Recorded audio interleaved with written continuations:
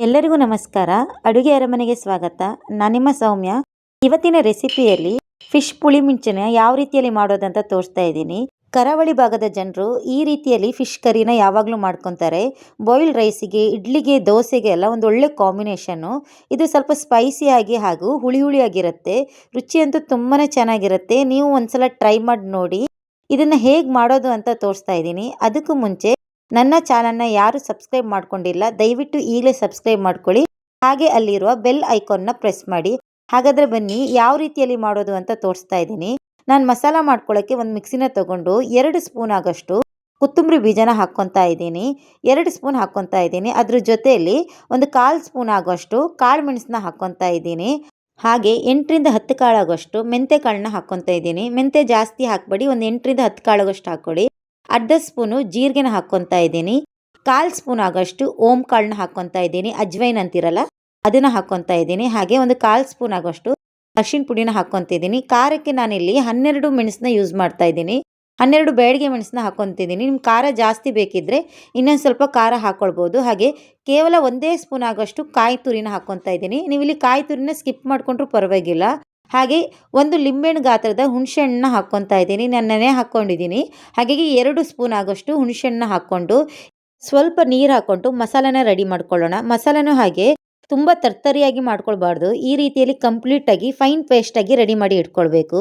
ಇವಾಗ ನಾನಿಲ್ಲಿ ಒಂದು ಅರ್ಧ ಕೆಜಿ ಆಗೋಷ್ಟು ಬೂತಾಯಿ ಮೀನನ್ನ ತೊಗೊಂಡಿದ್ದೀನಿ. ಅದಕ್ಕೆ ಒಂದು ಅರ್ಧ ಸ್ಪೂನ್ ಆಗೋಷ್ಟು ಉಪ್ಪನ್ನ ಹಾಕ್ಕೊತಾ ಇದ್ದೀನಿ. ಹಾಗೆ ಒಂದು 1/4 ಸ್ಪೂನ್ ಆಗೋಷ್ಟು ಅರಿಶಿನ ಪುಡಿನ ಹಾಕ್ಕೊಂಡು ಚೆನ್ನಾಗಿ ಮಿಕ್ಸ್ ಮಾಡಿ ಒಂದು ಅರ್ಧ ಗಂಟೆ ಎತ್ತಿ ಇಟ್ಕೊಳ್ಳಿ. ಇದರಿಂದ ಮೀನು ಕಂಪ್ಲೀಟಾಗಿ ಉಪ್ಪನ್ನ ಎಳ್ಕೊಳ್ಳುತ್ತೆ. ಈ ಬೂತಾಯಿ ಮೀನಿಗೆ ಬೈಗಿ ಮೀನು ಅಂತಲೂ ಕೆಲವರು ಕರೀತಾರೆ. ನೀವೇನಂತ ಕರಿತೀರಾ ಅಂತ ಕಮೆಂಟ್ ಮೂಲಕ ತಿಳಿಸಿ. ನಾವು ಇದನ್ನು ಬೈಗಿ ಮೀನು ಅಂತ ಕರಿತೀವಿ. ಇದನ್ನು ನೀಟಾಗಿ ಮಿಕ್ಸ್ ಮಾಡಿಕೊಂಡು ಅರ್ಧ ಗಂಟೆ ನಾನು ಎತ್ತಿಟ್ಕೊತಾ ಇದ್ದೀನಿ. ಈ ಕಡೆಯಲ್ಲಿ ನಾನು ಗ್ಯಾಸ್ನ ಆನ್ ಮಾಡಿಕೊಂಡು ಒಂದು ಮಣ್ಣಿನ ಪಾತ್ರನ ಇಟ್ಕೊಂಡಿದ್ದೀನಿ. ನೀವು ಮಣ್ಣಿನ ಪಾತ್ರ ಬದಲಿಗೆ ದಪ್ಪ ತಳದ ಯಾವ ಪಾತ್ರನ ಇಟ್ಕೊಂಡ್ರೂ ಪರವಾಗಿಲ್ಲ. ಅದಕ್ಕೆ ನಾನು 1 ಟೇಬಲ್ ಸ್ಪೂನ್ ಆಗೋಷ್ಟು ಎಣ್ಣೆನ ಹಾಕ್ಕೊತೀನಿ. 2 ಹಸಿಮೆಣಸನ್ನ ಈ ರೀತಿಯಲ್ಲಿ ಉದ್ದಕ್ಕೆ ಕಟ್ ಮಾಡಿ ಹಾಕ್ಕೊತಾ ಇದ್ದೀನಿ. 1 ಇಂಚು ಶುಂಠಿನ ಉದ್ದಕ್ಕೆ ಕಟ್ ಮಾಡಿ ಹಾಕ್ಕೊತಾ ಇದ್ದೀನಿ. ಒಂದು ಸಣ್ಣ ಗಾತ್ರದ ಈರುಳ್ಳಿನ ಸಣ್ಣಕ್ಕೆ ಕಟ್ ಮಾಡ್ಕೊಳ್ಳಿ. ನೀವು ಎಷ್ಟು ಸಣ್ಣ ಕಟ್ ಮಾಡ್ಕೊತೀರಾ ಅಷ್ಟು ಚೆನ್ನಾಗಿರುತ್ತೆ. ಹಾಗೆ ಸ್ವಲ್ಪ ಕರ್ಬೇವಿನ ಸೊಪ್ಪನ್ನ ಹಾಕ್ಕೊಂಡು ಇದನ್ನ ಚೆನ್ನಾಗಿ ಬಾಡಿಸ್ಕೊಳ್ಬೇಕು. ಈ ಟೈಮಲ್ಲಿ ಬೇಕಿದ್ರೆ ನೀವು ಒಂದು ಸಣ್ಣ ಟೊಮೊಟೊನ ಸಣ್ಣಕ್ಕೆ ಕಟ್ ಮಾಡಿ ಹಾಕೊಳ್ಬಹುದು. ಈರುಳ್ಳಿ, ಶುಂಠಿ, ಹಸಿಮೆಣಸೆಲ್ಲ ಚೆನ್ನಾಗಿ ಫ್ರೈ ಆಗಬೇಕು. ಈರುಳ್ಳಿ ಸ್ವಲ್ಪ ಪಿಂಕ್ ಕಲರ್ಗೆ ಟರ್ನ್ ಆಗಬೇಕು. ಅಷ್ಟೊತ್ತು ನೀವು ಫ್ರೈ ಮಾಡ್ಕೊಂಡ್ರೆ ಸಾಕಾಗತ್ತೆ. ನೋಡಿ, ಈರುಳ್ಳಿ, ಹಸಿಮೆಣಸೆಲ್ಲ ಫ್ರೈ ಆಗಿದೆ. ಇವಾಗ ನಾವು ಏನು ಮಸಾಲ ರೆಡಿ ಮಾಡ್ಕೊಂಡಿದ್ದೀವಲ್ಲ ಅದನ್ನು ಇದಕ್ಕೆ ಹಾಕ್ಕೊಳ್ಳೋಣ. ಮಸಾಲ ನಾವಿಲ್ಲಿ ಯಾವ ಮಸಾಲನೂ ಹುರಿದು ರೆಡಿ ಮಾಡ್ಕೊಂಡಿಲ್ಲ. ಹಾಗಾಗಿ ಇದಕ್ಕೆ ಹಾಕಿದ ಮೇಲೆ ಚೆನ್ನಾಗಿ ಅದನ್ನ ಫ್ರೈ ಮಾಡ್ಕೊಳ್ಬೇಕು. ಇಲ್ಲ ಅಂದರೆ ನಮಗೆ ಸಾರು ಕಂಪ್ಲೀಟಾಗಿ ಹಸಿ ವಾಸನೆ ಬರುತ್ತೆ.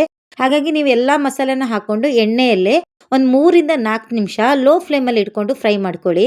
ಇದೆಲ್ಲ ಮಸಾಲೆ ಎಲ್ಲ ಹುರಿದು ಮೇಲ್ಗಡೆ ಎಣ್ಣೆ ಬಿಟ್ಕೊಳ್ಬೇಕು. ಅಷ್ಟೊತ್ತು ನೀವು ಇದನ್ನ ಫ್ರೈ ಮಾಡ್ಕೊಳ್ಬೇಕಾಗತ್ತೆ. ಮಸಾಲೆ ಎಲ್ಲ ಹಾಕಿದ ತಕ್ಷಣ ಕೆಲವರು ನೀರು ಹಾಕೊಳ್ತಾರೆ. ಆ ಥರ ಹಾಕ್ಕೊಳಕ್ಕೆ ಹೋಗ್ಬೇಡಿ. ಮಸಾಲೆ ಎಲ್ಲ ಕಂಪ್ಲೀಟಾಗಿ ಫ್ರೈ ಆದಮೇಲೆ ಅದು ಎಣ್ಣೆ ಕಂಪ್ಲೀಟಾಗಿ ಬಿಟ್ಕೊಂಡ್ಮೇಲೆ ನೀವು ನೀರನ್ನ ಹಾಕ್ಕೊಳ್ಳಿ. ಆವಾಗ ರುಚಿ ತುಂಬಾ ಚೆನ್ನಾಗಿರುತ್ತೆ. ಈ ರೀತಿಯಲ್ಲಿ ನೀವು ಟ್ರೈ ಮಾಡಿ ನೋಡಿ, ರುಚಿ ಚೆನ್ನಾಗಿರುತ್ತೆ. ನಾನು ಮುಂಚೆನೂ ಹಾಗೆ ಮಸಾಲೆ ಹಾಕಿದ ತಕ್ಷಣ ನೀರನ್ನ ಹಾಕ್ತಾ ಇದ್ದೀನಿ. ಆಮೇಲೆ ನನಗೆ ಗೊತ್ತಾಯಿತು ಈ ರೀತಿ ಎಣ್ಣೆ ಬಿಟ್ಕೊಂಡ್ಮೇಲೆ ನಾವು ನೀರನ್ನ ಹಾಕಿ ಮತ್ತೆ ಕುದಿಸೋದ್ರಿಂದ ಮಸಾಲೆ ತುಂಬ ಟೇಸ್ಟಾಗಿರುತ್ತೆ. ಮತ್ತು ಈ ಪುಳಿ ಮುಂಚಿಗಳೆಲ್ಲ ನಾವು ಮಾಡಿ ಅವತ್ತು ತಿನ್ನೋದಕ್ಕಿಂತ ನೆಕ್ಸ್ಟ್ ಡೇ ತಿಂದರೆ ಟೇಸ್ಟ್ ಇನ್ನೂ ತುಂಬಾ ಚೆನ್ನಾಗಿರುತ್ತೆ. ನೋಡಿ, ನಮ್ಮ ಮಸಾಲ ಎಲ್ಲ ಫ್ರೈ ಆಗಿದೆ. ಇವಾಗ ನಮ್ಗೆ ಎಷ್ಟು ಸಾರು ಬೇಕು ಅಂತ ನೋಡಿಕೊಂಡು ಅಷ್ಟು ನೀರನ್ನ ಹಾಕ್ಕೊತಾ ಇದ್ದೀನಿ. ಅದಕ್ಕೆ ಒಂದು ಸ್ವಲ್ಪ ಉಪ್ಪನ್ನ ಹಾಕ್ಕೊತಾ ಇದ್ದೀನಿ. ನಾವು ಮೀನಿಗೆ ಆಲ್ರೆಡಿ ಉಪ್ಪು ಹಾಕಿರೋದ್ರಿಂದ ಇದಕ್ಕೆ ಒಂದು ಅರ್ಧ ಸ್ಪೂನ್ ಆಗೋಷ್ಟು ಉಪ್ಪನ್ನ ಹಾಕ್ಕೊತೀನಿ. ಬೇಕಿದ್ರೆ ಮತ್ತೆ ಹಾಕ್ಕೊಳ್ಳೋಣ. ಈಗ ಒಂದು ಲಿಡ್ನ ಕ್ಲೋಸ್ ಮಾಡ್ತಾ ಇದ್ದೀನಿ. ನೋಡಿ, ಲಿಡ್ನ ಈ ರೀತಿ ಕಂಪ್ಲೀಟಾಗಿ ಕ್ಲೋಸ್ ಮಾಡಬಾರ್ದು. ಈ ರೀತಿಯಲ್ಲಿ ನೀವು ಅರ್ಧಕ್ಕೆ ಕ್ಲೋಸ್ ಮಾಡಿ ಒಂದು 6ರಿಂದ 7 ನಿಮಿಷ ಹೈ ಫ್ಲೇಮಲ್ಲಿ ಇಟ್ಕೊಂಡು ಮಸಾಲಾನ ಕುದಿಸ್ಬೇಕು. ಈ ರೀತಿಯಲ್ಲಿ ನೀವು ಮಾಡೋದ್ರಿಂದ ಮಸಾಲೆ ಉಕ್ಕಿ ಹೊರಗಡೆ ಬರೋದಿಲ್ಲ. ಇಲ್ಲ, ನೀವು ಕಂಪ್ಲೀಟಾಗಿ ಕ್ಲೋಸ್ ಮಾಡಿಕೊಂಡ್ರೆ ಮಸಾಲೆ ಕಂಪ್ಲೀಟಾಗಿ ಉಕ್ಕಿ ಹೊರಗಡೆ ಬರುತ್ತೆ. ಅದ್ರದ್ದು ರುಚಿ ಎಲ್ಲ ಹೊರಗಡೆ ಹೋಗ್ಬಿಡುತ್ತೆ. ಹಾಗಾಗಿ ನೀವು ಈ ರೀತಿಯಲ್ಲಿ ಅರ್ಧಕ್ಕೆ ಮುಚ್ಕೊಂಡು ಅದನ್ನ 6ರಿಂದ 7 ನಿಮಿಷ ಚೆನ್ನಾಗಿ ಕುದಿಸ್ಕೊಳ್ಳಿ. ನೋಡಿ, ಮಸಾಲೆ ಎಲ್ಲ ನೀಟಾಗಿ ಕುದ್ದಿದೆ. ಇವಾಗ ನಾವು ಏನು ಮೀನಿಗೆ ಅರಿಶಿನ ಮತ್ತು ಉಪ್ಪನ್ನ ಹಾಕಿ ಇಟ್ಕೊಂಡಿದ್ದೀವಲ್ಲ ಆ ಮೀನನ್ನು ಮಸಾಲೆಗೆ ಹಾಕ್ಕೊಳ್ಳೋಣ. ನೀವು ಕೇವಲ ಬೂತಾಯಲ್ಲೇ ಮಾಡಬೇಕಂತೇನಿಲ್ಲ. ಇದನ್ನು ಬಂಗಡೆ ಮೀನಲ್ಲೂ ಮಾಡ್ಬೋದು, ಬೇರೆ ಮೀನುಗಳಲ್ಲೂ ಮಾಡ್ಬೋದು. ಆದರೆ ಬಂಗಡೆ ಮತ್ತು ಬೂತಾಯಿ ಮೀನಲ್ಲಿ ಸಿಗುವಂಥ ಟೇಸ್ಟು ಬೇರೆ ಮೀನಲ್ಲಿ ಸಿಗೋದಿಲ್ಲ. ನೀವು ಮೀನೆಲ್ಲ ಹಾಕಿದ ಮೇಲೆ ಸೌಂಟಲ್ಲಿ ಕಂಪ್ಲೀಟಾಗಿ ಕಲ್ಕಬಾರ್ದು. Just ಸಾರೊಳಗೆ drip ಮಾಡಿಬಿಡಬೇಕು. ಹೀಗೆ ಮಾಡಿ ಒಂದು 2ರಿಂದ 3 ನಿಮಿಷ ಮೀನನ್ನು ಬೇಯಿಸ್ಕೊಂಡ್ರೆ ಸಾಕಾಗತ್ತೆ. ಈ ಮೀನು ಬೇಯೋಕ್ಕೆ ಜಾಸ್ತಿ ಹೊತ್ತು ಟೈಮ್ ತಗೊಳ್ಳಲ್ಲ. ಒಂದು 2ರಿಂದ 3 ನಿಮಿಷ ಅದನ್ನ ಹೈ ಫ್ಲೇಮಲ್ಲೇ ಇಟ್ಕೊಂಡು ಬೇಯಿಸ್ಕೊಂಡ್ರೆ ಸಾಕಾಗುತ್ತೆ. ಜಾಸ್ತಿ ಬೇಯಿಸ್ಕೊಂಡ್ರೆ ಮೀನು ಫುಲ್ ಓಪನ್ ಆಗಿ ಪುಡಿ ಆಗುತ್ತೆ. ಹಾಗಾಗಿ ನೀವು 2ರಿಂದ 3 ನಿಮಿಷ ಅದನ್ನ ಬೇಯಿಸ್ಕೊಳ್ಳಿ. ನೋಡಿ ಸಾರೆಲ್ಲ ನೀಟಾಗಿ ಕುದೀತಾ ಇದೆ, ಮೀನು ಬೆಂದಿದೆ. ಈ ಟೈಮಲ್ಲಿ ನಾನು ಮೇಲ್ಗಡೆ ಸ್ವಲ್ಪ ಕೊತ್ತಂಬರಿ ಸೊಪ್ಪನ್ನ ಉದುರಿಸ್ಕೊಳ್ತಾ ಇದ್ದೀನಿ. ಈ ರೀತಿಯಲ್ಲಿ ಪುಳಿ ಮರ್ಚಿ ಮಾಡೋದ್ರಿಂದ ಟೇಸ್ಟ್ ತುಂಬಾನೇ ಚೆನ್ನಾಗಿರುತ್ತೆ. ಖಾರವಾಗಿ, ಹುಳಿಯಾಗಿ ತುಂಬಾನೇ ಚೆನ್ನಾಗಿರುತ್ತೆ.